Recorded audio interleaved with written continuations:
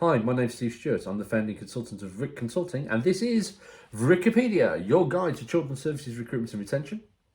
Chapter 9 is all around the DFE's workforce census return for children's social work statistics for the year up to September 2022, which gets released in February 2023. 9.2 is on the regional responses to that, and I'm doing a regional snapshot for each region on their data and saying, well, what does this tell me as a workforce strategist, and the kind of things that you might want to consider doing a regional kind of aspect.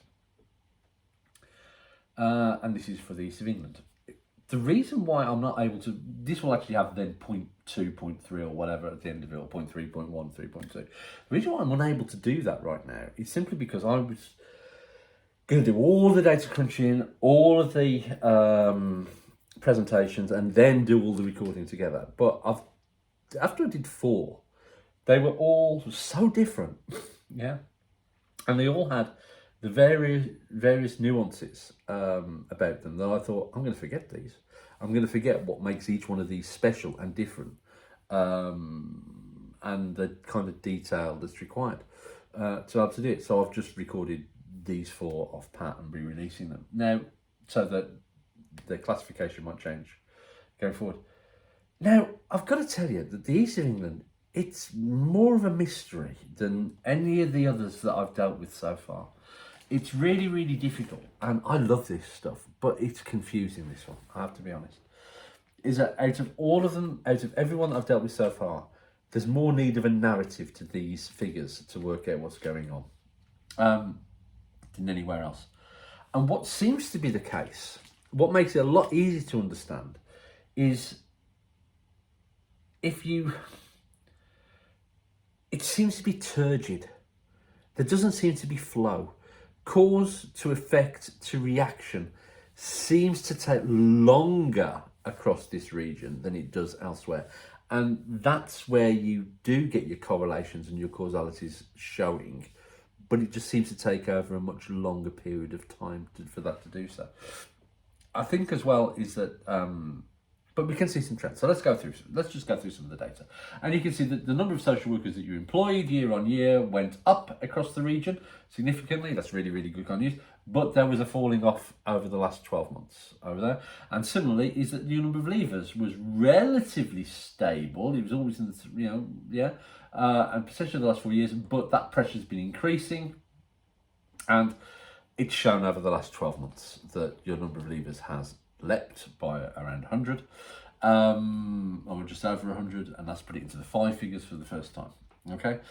The other thing, and the rate of vacancy increase, which is a good measure of trends, is that you've got this anomalous figure here due to some of the activity that was done presumably in Norfolk with a massive increase in establishment, and then that seemingly vacancy increase then came across there, and that skewed some of your figures.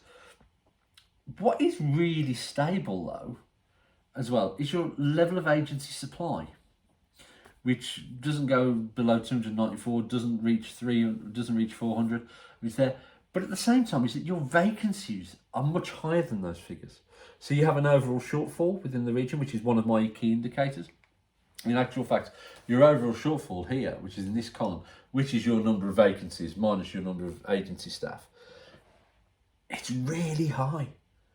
It's really, really high, which begs questions around, is there issues with supply of agency staff or contingent labour? Is there an issue in relation to your establishment? Is your establishment figures, are they correct? If you're fully staffed, is that sustainable? And again, your establishment increase figures are a little bit over there because you've got anomalous significant increases across there, but that's really kind of strange. Kind of like your absence rate figures are really, really stable as well. Although I would suggest that there might be some upward pressure there, but you might have taken some action here that again was effective in balancing that kind of thing out. But it's really confusing because I can't see, is there just an issue with supply of contingent labour there? Because that figure is your fuel for your agency market. And in any other council or any other region, is that you'd see that there. So I'm wondering what's happening. So I need that kind of narrative. So we come on now to, and that has a couple of significant effects, which makes you a bit of an outlier when it comes to target setting. Okay, so we have two targets that I've been mainly focusing on as we've gone around here, and sort of like saying, are they high or are they low? Your appointments to be made in 2023. That is the number of people that you would need to recruit if all of your figures stayed the same over the next 12 months to move to full staffing. So that is your number of vacancies, plus your number of leavers, plus your establishment change. Okay, which might be a negative figure, yeah, but it isn't in this particular instance. But it might be in the year ahead because you have got a couple of negative figures in there. While your leavers are on an upward trajectory, they're relatively stable, but your establishment has been, sort of like quite volatile as a regional figure. So your leavers, your vacancies, which you've got some relatively high figures there than before, and that leads you to that figure of 1,059, which is just over 33%. So where you've got 3 chairs, you would need to have 4 filled with permanent staff if you were going to be moving to full staffing. That's not as bad as some, yeah? But what is significant here is that the figure that I call your minimum shared requirement, yeah? Now that is the figure that if everyone across the country within the next 12 months wanted to move to a situation where they didn't have an overall shortfall, which meant that we could remove that driver from the agency market so that the DfE's proposals might actually stand some kind of chance of success or whatever, or without having a significant negative impact on the rest of the workforce marketplace, is that you've got a really, really high figure there compared to your appointments made because you've got a massive overall shortfall. You've got a massive overall shortfall. And so in actual fact, when you compare your figures here to inner London, is that they've got a much higher figure in terms of their appointments to be made, even though they've got a much lesser establishment. But their overall minimum shared requirement is significantly lower than yours. So that shows you the difference in terms of you meeting your overall workforce aims and achievements or requirements. Achieving what you want to in terms of quantitative figures. So, what kind of suggestions can I come up with you for this very different kind of situation? Well, first of all, recruitment agility needs to be quicker, particularly in gateway authorities. Okay, gateway authorities are authorities that you could use to attract people into the region. Okay, get people into the region because no council is an island, so you need people into the region. Quick wins need to focus on regional retention strategies, particularly on the borders, yeah, so that you work together to retain staff. How can you do that? Well, I can help you with that. And similarly, overall shortage, you need to increase supply of both your contingent and perm staff. If there is that shortage, if you're having difficulty with supply, you've got to do something to address that because it's a long-standing issue. And your data needs greater depth for someone like me to be able to understand it.